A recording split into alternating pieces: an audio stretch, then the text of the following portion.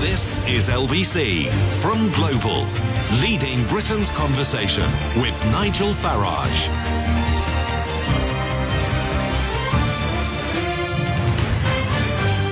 The government has been accused of failing students after figures showed a 10% drop in the number of graduates entering teacher training compared to last year.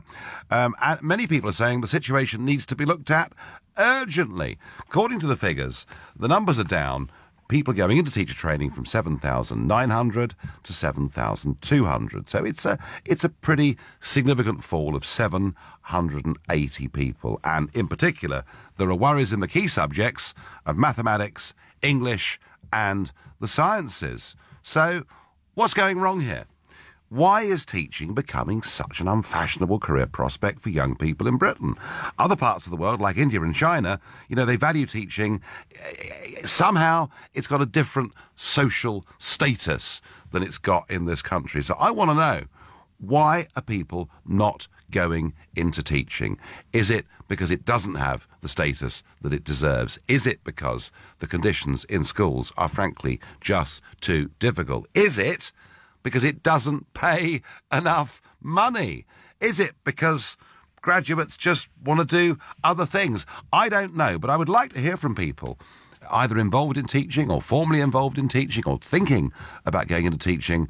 Is there something that is going wrong in this profession? So please call me on 0345 60 60 973 and tell me, why are fewer and fewer people going into teaching? Equally, of course, you can text to 84850. You can email nigel@lbc.co.uk. You can tweet @LBC and use the hashtag Farage on LBC. Why is there a 10% drop in the number of people going into teaching? Well, I don't have a huge amount of experience in this, but it does seem to me, whenever I speak to people who work in our public services, that the motivation for getting into public services is people want to do some good, and they get into education, they get into health, or whatever it is. But whenever I speak to anybody involved in our public services, all I find is that morale appears to be at rock bottom. We certainly find our nurses with morale at rock bottom, and many others. They don't think their pay has really kept up with everybody else over the course of the last few years.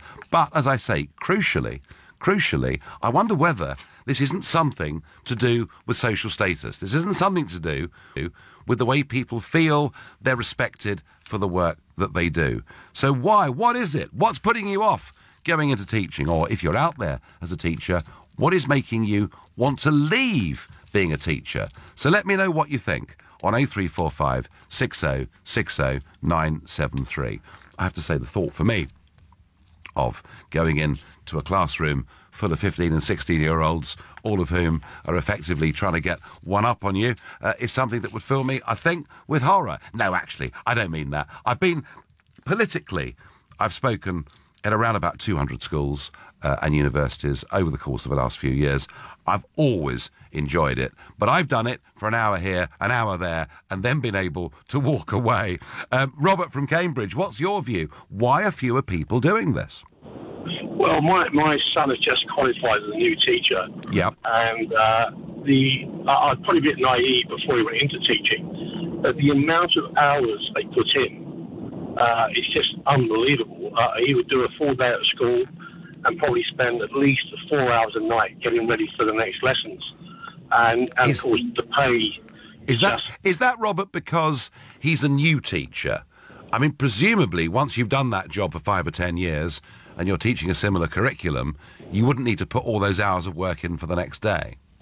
No, I don't think it is, Nigel. I think that he's actually doing primary, so he's not doing the sort of secondary subjects. Yeah. I just think it's, I was quite naive in thinking that teachers got lots of time off over the summer, Easter and Christmas, but in fact they're working hard for the next sort of sessions that are coming up. Hang on, Robert. How much time do they get off over the summer? Well, they get their 6 weeks. So he's been off this 6 weeks just gone by. Wow. And 6 weeks? No, I would say... 6 weeks? I haven't had 6 weeks in the last 5 years. Nigel, let me finish. Okay, I'm teasing you. He would tell you, and I know factually, out of those 6 weeks, he went away for 2 weeks holiday. Yep. And in between that, he was getting ready for the new term about to start. And even the last week he's been back, he's been into his school, getting the classroom ready, getting everything ready for the pupils coming into the new year. And when they're in term, also, he's bringing home work from school, marking books, getting ready for the next day or a few days ahead. I have to commend him. That the hours they put in, I have to say, it's just unbelievable. Yeah. And the pay isn't reflective, I'm afraid. Yeah, I mean, pay must be an issue, mustn't it? Absolutely. But he's doing it because he wants to do it. He's doing it. He's chosen it as a vocation. Yeah. Absolutely. Yeah. Well, Robert, good for him. We need people to do that. I mean, certainly people that I know that are in teaching or have been in teaching, the general view that I've got is the pay's not great, but the holidays, compared to everybody else in the country, are really pretty good. You're saying, that your son... I used to think like that, Nigel. Yeah. Absolutely. Yeah. And in the last 2 years, I've absolutely changed my mind. Absolutely. And people say that to me, and I defend it, because I've seen my own two eyes. And it's not only him, no. his girlfriend's also a teacher, and it's exactly the same. So, they do a lot of good work and make a big difference. And they don't get the right pay. And certainly, I think they get a bit of bad press around the holiday situation. Yeah, I mean, I was teasing you a bit there. My understanding, certainly people I know that have taught and have been in teaching for many years and kind of know the subjects, know what they're going to teach, have got it all there, ready, pretty much off pat. And my experience is they have had a lot better holidays than people working in the private sector, for argument's sake, or even the public sector. I would say in the past, but when you add up all the hours they put in after school in terms of marking books and getting things ready for the next lessons, I think people don't see that because obviously I don't think the school's closed and that's it. Right, okay. And he's teaching primary level, you were saying? He is indeed, yes. Wow. That's quite some challenge, isn't it? It is indeed, and I'm very proud of him. Good, excellent. Robert from Cambridge, thank you. And Robert explaining that actually we see these massive school holidays, but perhaps teachers don't quite get every single week of it. Mohammed, who's calling from Russell Square. Mohammed, good evening. Good evening, Nigel. Yeah, so I work in the corporate sector right now. I was in education for a year and a half. Yep. Taught English and history. Okay. Very passionate about the two subject areas. Why is it not attractive for a young person like me who graduated, got 2 degrees and a master's? I guess I feel there's a real imbalance in this country in contrast to other countries where accountability, while it's important for teachers to be accountable for what they teach and how they're doing, I think there's been such a scope of criticism on teachers rather than students. And students also, and their parents also need to be part of the learning and development. It can't just be on teachers. Do you think, Mohammed, just to sort of pick you up for a moment there, do you think we've been very critical of teachers over the course of the last few years? It's too much. Too much, Nigel. It's cringeworthy. It's too much, because I tell you something, what makes me feel a bit sick when we compare ourselves to Singapore and India. Let me tell you something. The cultural element as well as the family input has a massive impact on the way in which discipline is maintained in those countries. So it's really challenging to tell teachers, you should be able to manage. I was good. I'm not being big-headed about that. I was good because I had very strong behavioural management experience. But you know what, Nigel? I worked with teachers who had Cambridge background, super intelligent, very, very passionate about their subject areas. But please, don't ask them to babysit, challenging students whose parents are not vested in their interest. Let's be honest. So what you mean is they're not able to teach because of basic disciplinary standards in the school and the classroom. Exactly. And the problem is it's become like a business. The amount of business intelligence that's going into schools now, I was cringing because I was thinking, hold on, I know what business intelligence is all about. I've worked in the sector where it's important. Let teachers teach. Give them more freedom. Yeah. But it doesn't seem the case, and we seem to put. I mean, look at the students that were kicked out of that school. There was no accountability on how were they performing. Did they, when they got their grade, what was the results? Because I'll tell you something, if you drop from an A to a B, that's not too bad. But if you're going to drop from a C to an E grade in your A-levels, I'm sorry, you've got to ask yourself some key questions as a student. But no, even on your radio, people are criticising, saying, oh, it's so harsh. Why is it harsh? Don't we need to prepare young people in this country to be competitive? Don't we want to be better than everyone else? That is a slightly different issue, because I think... I went off on a tangent. Because that's all right. We all do at times. No, I mean, that was more about the management of the school than it was about teachers' decisions. But, Mohammed, it's interesting that, you were somebody young, with ability, you did teaching, you're not doing it anymore. And I think you've described some of the frustrations of it, and you're quite right. Some of that blame does need to go back on parents and onto families. I thank you very much indeed for your call. And I get, via text, answering the question, why are fewer young people going to teacher training colleges? Little reward, blame culture, lack of respect, no work-life balance. I'm Nigel Farage on LBC. It's 6:15. Going into teaching has become unfashionable, with a 10% drop this year in the number of people going to teacher training colleges. What's going wrong? Is it the pay's not good enough? Is it the culture in schools, the lack of discipline, the lack of real help and support from parents? Is it the lower status that teachers have in this country compared to places like China, India or Singapore? I have to say, I've got no massive experience of this. People that I know that have been in teaching have generally enjoyed it. They've had better holidays, at least that was then, better holidays than their, friends working in other parts of the public sector or the private sector, but they've never thought the money was much. Cop. I wonder, what is it that is putting young people off right now? And I reckon that Lauren in Bexley is going to have the answer. Lauren, hello. Hello. Hello, hi. Tell me, you're training to be a teacher, I understand.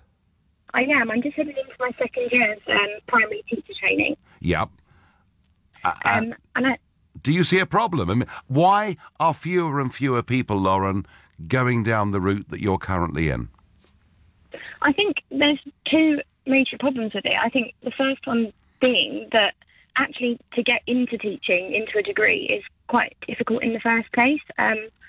I've always wanted to be a teacher. It's always been something that I've worked around, and I've always known that that's what I wanted to do. But in terms of going to university and getting towards that, a lot of the more prestigious universities that offer courses that are good for teaching, they have quite high requirements. And I think with the current exam systems for GCSEs and A-levels, I think it can be very difficult for people to get to that level where they can achieve the grades that they need to be able to get into a decent university course and actually be a teacher. So what, Lauren, typically what would you say at A-level would be the requirement needed to go down that route? A lot of the universities said that they wanted a good English literature grade, but I think also obviously they have a standard requirement for English and maths and the sciences, and I think for a lot of people it can be difficult to get a really high standard of that, good enough to meet the requirements for a really good university to get yourself into that career.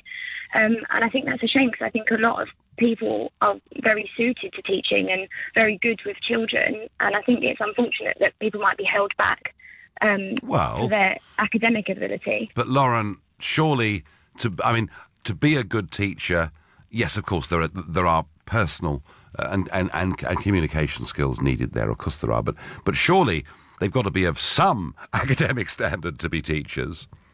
Absolutely, but when you apply to teach, there are tests that you have to take to even to be able to be accepted for a university place for the core subjects.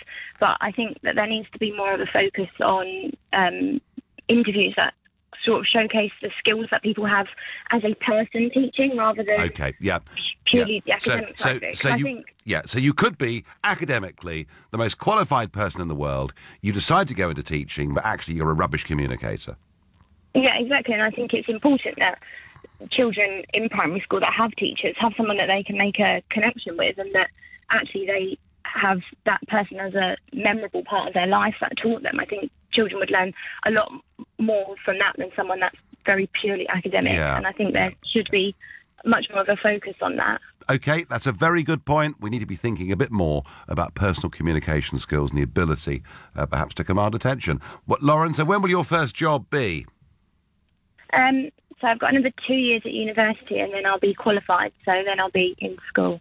Terrific. Well, we wish you luck with your career and thank you very much for your call. Nigel, teaching has become devalued as it has become totally politicised over the last 70 years and the room for innovation has been lost. Teachers feel cramped and can see how things are failing, yet are unable to have any impact, says Andrew, who says that from Docklands.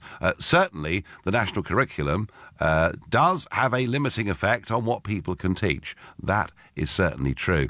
And I get on Twitter, I know a couple of teachers and they're home by 5 p.m. every day during term and do no work during the long holidays. All right, well, that's one point of view we've got on Twitter. Others say, actually, they've got a lot of work to do after school closes and don't quite get as long a holidays as the children at those schools. Malcolm is calling me from Harrogate. Malcolm, good evening. Well, good evening, Nigel. So, what's the problem, Malcolm? What's going wrong here? Listen, I am tired of people knocking teachers. Right. Long holidays. I've got two sons. One's been in 20 years. The other's about 15. Yep. The work, my youngest son sets up at 7 o'clock in the morning. Yeah. And he's home about 6:30. Yeah. As regards the long holidays, they're working most of those holidays. They're marking books. They're preparing plans. Because they change. The government do change plans, you know. Mm-hmm, mm-hmm. I'm so furious at the way teachers are disrespected. They have to deal with all sorts of problems. They become social workers. They become looking after breakfast club, and they're abused by the kids. All the kid has to do is accuse the teacher of something, and he could be suspended. Which is actually terrifying, isn't it? It's frightening, and this is why we should have respect for teachers. They work damn hard in very extreme conditions. I also worked in a similar profession in probation. Yep. And I wrote more letters to Douglas Hurd, it was, I think, about interference from politicians. We're at the shop face, or we were at the shop face. Teachers are at the shop face. They face all sorts of pressures. They've no backup much from management because they've got to tick the boxes that please the big boys. So we're in a sad state, Malcolm, with this, aren't we? I think education is appalling. I mean, just look around you. But as my kids say, it's only the bad that gets publicity. There's a lot of good kids in education. And you know, the one thing that they both tell me about teaching, what is missed from teaching is laughter. We haven't time to have the joke that we used to have with our teachers. Well, it's all head down. That sounds depressing, Malcolm, because whatever you do in life, if there isn't time for a bit of a smile along the way, you probably finish up going mad. No, Malcolm, look, I take your point. I take your point, Malcolm, that teachers, they don't have the same status they had years ago. It isn't necessarily all their own fault. Malcolm, I thank you. Christine from Camden, tell me, what's going wrong with this profession?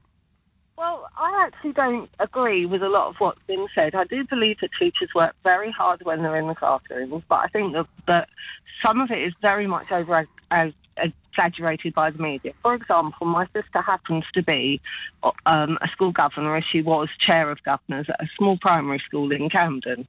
Now, I know, without too much information, but I know for a fact that take salaries, a good head teacher can earn over £100,000 a year. Yep. Now, I appreciate the gentleman before was talking about his son having 6 weeks holiday. He's actually misled you there. State school teachers have 13 weeks holiday a year. Private school teachers who work longer hours because the schools are open longer actually have a minimum of 17 weeks a year. They're only expected to go back into school on what's called an inset day, which is 1 day a month, or one day extra a term. And while they can go in and do their lesson planning, they're not in classroom every single hour of every single day. So they do have time for lesson planning. Now, I'm not saying that they don't work hard, and I'm not saying that they work under some difficult conditions, but I wouldn't mind earning that sort of money and having those sort of holidays. Well, Christine, I repeat the point I made earlier when I said friends of mine that are in teaching or have been in teaching all say, Nigel, it's not the best money in the world, but we get great holidays. Yep. I mean, I believe they do, but it's not the best money in the world. But then, not everybody. If you look at the average salary around England, it isn't £100,000 a year. No, of course it's not. And I'm not saying that every teacher earns that money. No. But they have the capacity of adding money if they do extracurricular stuff.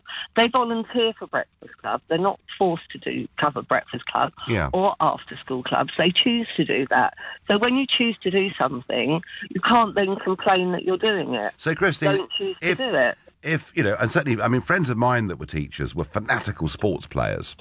And they found teaching brilliant because a couple of afternoons a week they were out teaching the sports they loved, and they were playing them, at weekends and during the school holidays and that sort of thing. So if you and I, and we've agreed, others might disagree, you and I have agreed the money's not great, but it's not disastrous once you've been in it a few years. There are good holidays, and once you sort of know what you're teaching, you won't have to be up all night preparing for the next day. That's the view I take. Why are fewer people going into it then, Christine? But I think what it is that they believe that there's too much management, and they also believe that it's a dangerous occupation because children have no manners and no morals. Now, I think that's very unfair, because I think that generalises across the whole spectrum. I mean, my daughter's just out of education, and she had fantastic teachers all the way through her school life. I couldn't fault them at all. They were all into what they were doing. But I think the thing is that you get the media, and no offence because I know you're on the radio, but you'll get the media who pick up on the bad thing and suddenly everybody's bad, and I don't believe that. But the media do that with everybody, Christine. They do, and I just feel that that's the issue. So people don't go into teaching because they hear such bad things about it.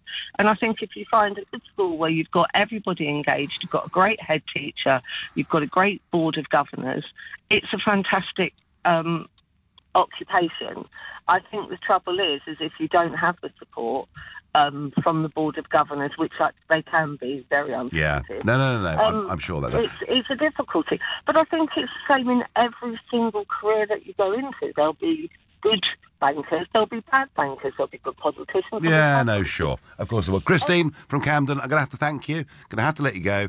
I'm Nigel Farage, standing in for Ian Dale and LBC. It's 6:30. Teaching's not trendy. Fewer people are going into teacher training. A 10% drop this year, and we're asking why. Is it because the pay's no good? Is it because the pupils don't behave? Is it because their parents are awful? Is it because teachers, frankly, don't get enough respect in this country and get too much blame? Lots of comments coming on Twitter because the pay is appalling for the qualifications relative to what you can earn in private business. Increasingly irritating, interfering, entitled parents who think they know better. Too much admin. Curriculum is strangling creativity, and teachers aren't paid nearly enough for what is expected of them these days. Hi, Nigel. In countries like China, India, and all over Asia, it comes down to discipline. You go to school to learn and respect the teachers. Well, I suspect that our respect for teachers in the classroom is not as it was a number of years ago. Emma in Tunbridge is my next caller. Good evening, Emma. Good evening, Nigel.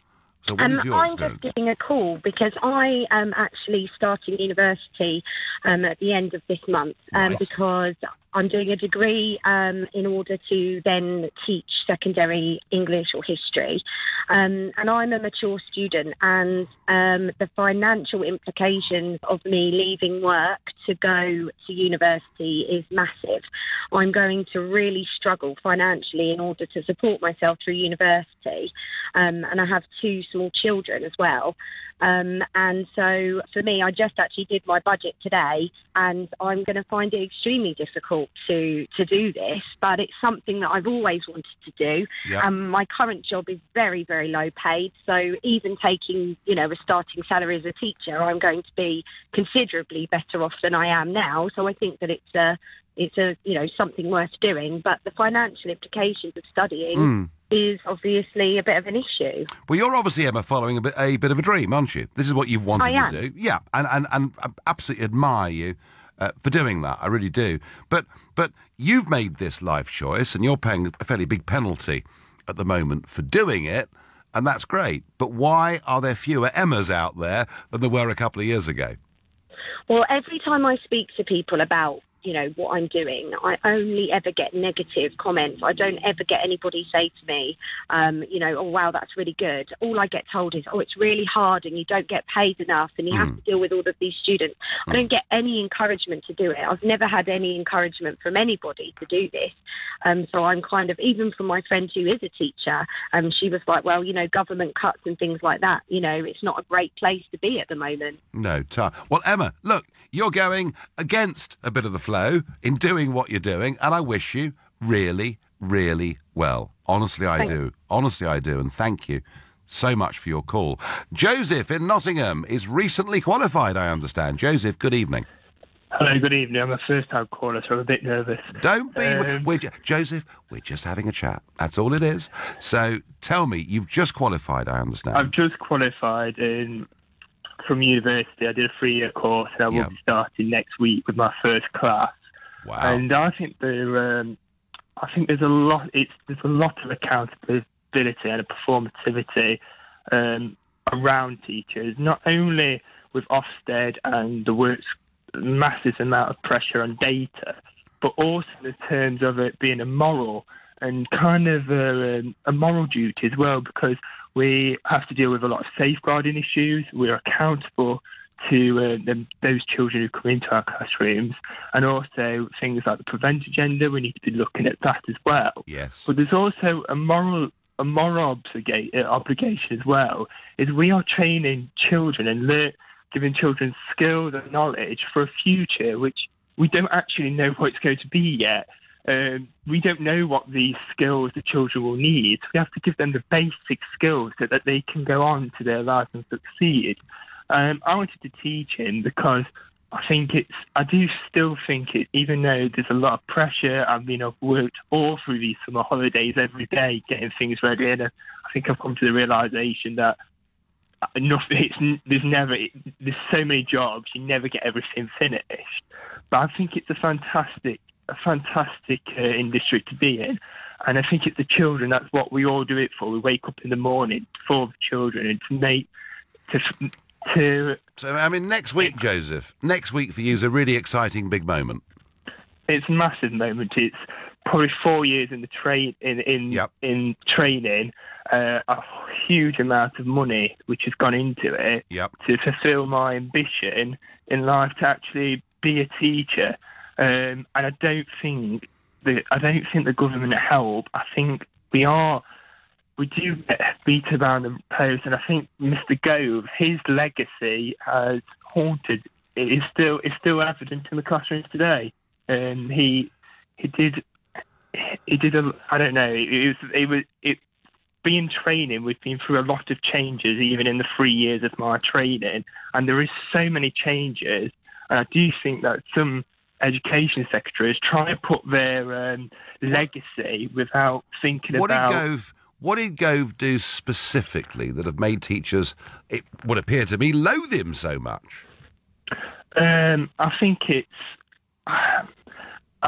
his attitude and him trying to put his style of education into some classrooms, and it was more of his philosophy than what he thought about what was good for education, and it wasn't really backed up, and there was a lot of people. He didn't listen to researchers, and I don't think he listened to actual teachers, to what they wanted in the classroom. And I think that's why so many people, there's a massive problem within teaching at the minute with recruitment and retention. Well, I wonder, I do know Michael Gove, but he's a very sincere person. Whether he got this right or wrong is a sort of slightly separate debate. But Joseph, I don't think it's Michael Gove's fault fewer people are going into teacher training college, or do you think that's part of it? I do. I think people who have, I was in sixth form when some of these changes was happening, And we did feel it. We felt it with our A-levels changing, the way things we were hearing about the changes which was going to happen and which have happened this year. And I think that's put people off. People thought, well, I don't really want to go into teaching if it is about this. Interesting. Joseph, first-time caller, thank you very much. And next week, first-time teacher. And we wish you the very, very best of luck. Thank you. Thank you, Joseph. Dan from Swindon, what's your experience of this? Nigel, hi, how are you? I'm well. Good. Yeah, I just wanted to say, really, I graduated about 4 or 5 years ago now, and when going to university, I really was considering teaching, but as you started going to the jobs fairs and speaking to people who were graduating a few years ahead of you, I think the opportunity to earn money in the private sector, especially in business and industry and science, was something to turn down, really. And I'd probably say that 90% of the people I knew who were either considering public or private sector ended up going private for that reason, really. Right, OK. So that was a big defining moment for you then? Yeah, it was. And I think the reputation that maybe teachers have got now, whether it's come from things like you're saying from the government, is that, it really is a job where you have to really work hard and work your way up, which it is in the private sector as well, but I think you're rewarded better in the private sector for that. Now, the caller that you had on earlier, I think his passion for education and for children and for learning, but, there's absolutely no doubt that if that's the passion someone's got, they will go into teaching. But I think what we've lost is the fact that if there's people who are on the border of it, the sort of opportunity in the private sector now, if you really work hard, is far beyond that. And I think that's one of the reasons that we're struggling. Yeah, no, I'm sure that's right. If you're particularly well qualified and you've got a big student loan to pay back, you think, oh, well, I better go and try and get a job that pays a lot of money. I can pay it off more quickly. I'm sure there's a bit of that. Dan, interesting. Someone that nearly went into teaching and changed course. Teaching as a profession has been devalued since over-unionisation and the politicisation of what's taught by left-wing academic teachers, says senior sceptic on Twitter. Too much stress, workload, no authority to discipline the kids, poor pay, poor lifestyle. Yeah, no thanks, says Simon on Twitter. I'm Nigel Farage, here in LBC. It's 6:45. It's tough being a teacher, and fewer people now want to do it. We've had phone calls tonight from people who are absolutely committed. It's been their life's dream to be teachers, and it's actually very heartening to listen to them, but there are fewer people feeling that way. And if you're somebody that's been put off teaching, or perhaps you went into teaching and left it for some reason, let me know why. Is it because of discipline in schools? Is it because the hours have become longer? Is it because you're not held in a status that you think teachers deserve? Teachers have to deal with so much more than just teaching. Kids are more of a challenge than they used to be, I get on Twitter, which may indeed very well be true. So call me. Let me know your experience as a teacher or a potential teacher. Call me on 0345 60 60 973. But first, in news that will dismay many in the West Midlands, refuse collectors are striking again in Birmingham after the City Council announced it will begin issuing redundancy notices to workers. The move scuppered a draft agreement that brought to an end 7 weeks of strikes on the 16th of August. Our Midlands reporter, Laura Chiverton, has been in Birmingham covering the story for us today. Well, we did think that this was all sorted and that today we'd actually be talking about how the bin strike had been brought to an end for good. Instead, the opposite has happened, and last night Birmingham City Council postponed a cabinet meeting where they were going to discuss the deal, pushing that meeting back for the second time before issuing redundancy notices they had agreed they wouldn't go ahead with. Unite says they've clearly gone back on the deal, which was brokered through ACAS after they kept up their end of the bargain by suspending the strike action for the last 2.5 weeks in good faith. Assistant General Secretary for Unite, Howard Beckett, told me he thinks the council was given biased legal and financial advice about the deal. It's just simply outrageous, isn't it? I've said and I've been on record that the paid officers of the council have been attempting to sabotage this deal, and they've succeeded. They aligned themselves with Tories and Liberal Democrats to sabotage the deal, and for some reason they have successfully persuaded a number of Labour councillors in order to bring this industrial chaos back to the streets of Birmingham, and it is a disgrace, and people need to show leadership and stand up. This is a good deal, good for working people, a correct deal. The council got what it wanted in respect of changes, and rubbish was being collected from the streets. This is just Unbelievable industrial sabotage. So now bin workers will stage 3 stoppages a day, and even though the industrial action was paused for the last 2.5 weeks, as I say, the backlog from that original 7-week strike still hasn't been cleared. On my own street and driving around Birmingham, there are bin bags piled high outside people's homes and outside shops on the high streets, and Unite has warned that this could continue until the end of the year. The council clearly don't want that to happen. They say they've created 200 new refuse collection jobs, and that the way they're restructuring the service will make it more efficient and able to run within budget. Councillor Lisa Trickett says there is no need for any of the bin workers to lose out. It is a formality because what we're able to do is match every person who's received that redundancy notice with a job of equal pay, equal status elsewhere within the kind of street scene service. In the meantime, contractors will carry out some of the collections, we understand, and the Unite General Secretary says that they're contracted in at exorbitant costs. £40,000 a day is spent on them to break a strike which was originally triggered by the council's attempts to save money. Well, there we are. Rubbish about to pile up again on the streets of Birmingham. Pretty depressing for everyone involved in that. But back to teaching. Teaching not being trendy. Fewer people doing it. Why is it? Is it the lack of pay? Is it the lack of status? Chloe in Chippenham may have the answer. Hi, Nigel. Yeah. Pleasure to talk to you. Thank you. Your caller, Christine, drove me absolutely to the edge of despair. It happens all the time. People think, I have a friend who works as a governor, or I have children and they go to school, and I see the teachers and they don't really work that hard. They are, all of them, swans, paddling furiously under the water to keep their heads above the water. Your average secondary school teacher will have about 150 students that they need to look after. Yeah. If they have to, and they should, mark their books regularly, let's say once a week, because that's really kind of ideal. If you're doing work, you need for it to feel like it's valued. Let's say you're marking those 150 books just once a week. That would, at best, be 5 hours that was required for that alone. Okay? The reality is, if you're an English teacher, you need to be marking those books. It might take you upwards of 20 minutes. Okay? Yep. So you actually need an entire day. And myself, I used to take off Sunday. I used to send my 2 children to go and spend time with their grandmother, so that for the whole of Sunday, so that I could get marking done. Now, if you go to the NUT or you speak to anyone who actually teaches, you will find that it is workload that is making people not want to do this. Chloe, and on top of that... Chloe, but hang on, Chloe. I don't doubt for a moment what you're saying, that during term time you've got to work incredibly hard, and things like marking are pretty onerous because you're doing it at the end of a working day. I absolutely get that. Yes, and your working day will be 5 hours. Yeah. So then I regularly do, and NUT surveys have shown that most teachers will do around a 60-hour week. If I extrapolate the actual time that I spend planning, preparing and marking for my job, then I would be paid less than a checkout assistant.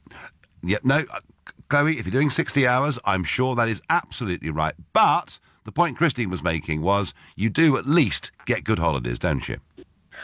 Well, the reality is you can't actually have a life and a family, which is why the great majority of women who have children and who are highly experienced teachers find themselves going part-time when they've got children of their own. Mm-hmm. It's one of the reasons we're losing a lot of experienced teachers, because it is actually, until you get to senior leadership, a predominantly female career, or at least it has been, which is perhaps one of the reasons that it began to slip in terms of status. But ultimately, if I was a surgeon and I had the expertise as a surgeon that I had trained for, and I had that expertise, I would not expect someone to be standing over my shoulder in the middle of surgery going, you don't want to do it like that. And that's the other thing. We get that endlessly. They have things called learning walks where people come in and they see what you're doing, which on the one hand can be very positive depending on the culture of the school. But on the other hand, can be very daunting and intimidating. You're sounding a bit cheesed off with it all. Teachers. Chloe, you're sounding a bit cheesed off with it all. I do understand. No, I absolutely adore it. You do? I absolutely adore it. And for everything that is wrong with it, there is not a job in the world that is as satisfying and as amazing. And tomorrow, if I drop down dead, I know there are hundreds of young people whose lives I have improved and who I've touched. Brilliant. And I'm hugely proud of that. I love my subjects. I love sharing it with my students. And I love teaching. You certainly wouldn't do it for the money. And you don't do it for the holidays either. The 6 weeks over the summer, frankly, if you've got kids of your own, it's a bit of a busman's holiday. And sometimes it's probably easier to be in a classroom full of 30 children than do the whole, what are we going to do today for 6 weeks? But most teachers will spend at least 2 weeks of that 6-week holiday doing that. And all the other holidays, like the Easter holidays and the half term, they are generally used for marking. Yeah, well, because you can't get it all done during Chloe, can I say, you've given this debate where we've heard how underpaid teachers are, how awful some of the parents are, how difficult it is to maintain discipline these days, and how the status of teachers has gone down the drain in this country. And what you've done is you finished off the hour's discussion on that with an uplifting, optimistic, bullish comment that teaching actually is great and that you've changed and improved the lives of hundreds of people. Chloe, thank you for ending something that was getting really pretty depressing on an upbeat note. Thank you. Well, look, I'm done. That's me. I stood in this week for Ian Dale. He's going to be back with you next week. Thank you for putting up with me over this period of time. But I would normally say I'm going to be back on Monday at 7 o'clock, but I'm not going to say that because actually I'm going to be back on Sunday at 10 a.m. where we're going to launch that new show that I'm going to do for LBC. I'm excited about it, looking forward to it. Coming up at 10, it's Nick Abbott. But next, leading Britain's conversation, it's Andrew Pearce. Thank you.